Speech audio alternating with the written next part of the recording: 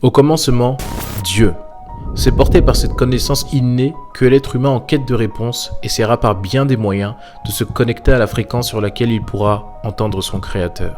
Passant tantôt par les éléments naturels, les hommes croyaient que Dieu se cachait derrière le tonnerre qui grondait ou derrière le feu qui consume les champs. Il se cachait derrière ces éléments pour démontrer sa puissance et pour rappeler à l'homme sa faiblesse.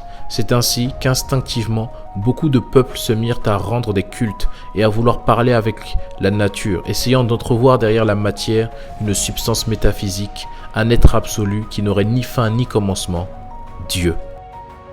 C'est ainsi que naquirent les premières prières.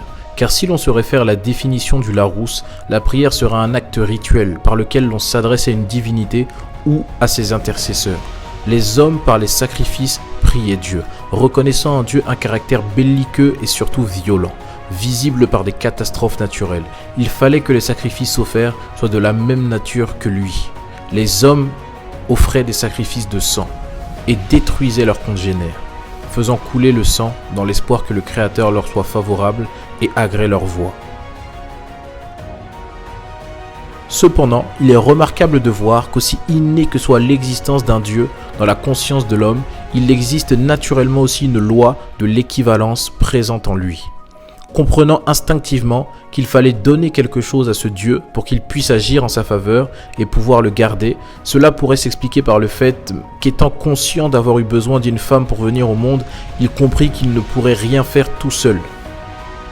Lui qui, pour même exister, a eu besoin de l'aide d'autrui. Il comprendrait donc au fil de son évolution qu'il a besoin d'un être supérieur pour le guider et pour pouvoir maîtriser ce qui échappe à sa portée d'homme. Une autre définition de la prière que je préfère à celle du Larousse nous exprimera que la prière est en fait un mouvement de l'âme, tendant à une communication spirituelle avec Dieu. Cette définition est bien mieux que la précédente, car ici nous nous rendons compte que ce n'est pas un acte rituel. Le mot âme ici pouvant être remplacé par le mot cœur, la prière est simplement le fait de parler de cœur à cœur avec Dieu, d'une façon spirituelle. En effet, Dieu ne se trouve plus derrière la nature ou caché derrière les astres. Il a pris une forme que nous pouvons comprendre, celle d'un homme fait de chair et de sang mais aussi d'esprit. Le nom de cette forme de la divinité est Jésus-Christ. La plénitude de la divinité incompréhensible pour l'homme habite en lui et il nous a donné son esprit pour pouvoir communiquer avec lui. Ainsi, vous qui êtes une nouvelle créature par la présence de l'Esprit de Dieu dans votre vie, il est temps que vous soyez conscient que pour communiquer avec Dieu, le meilleur moyen est d'utiliser une des puissances qui fait la force de l'humanité, qui l'a fait pleurer, mais aussi sourire, qui l'a fait crier de douleur, mais aussi hurler de bonheur. Je parle de votre cœur. Parlez à Dieu de cœur à cœur.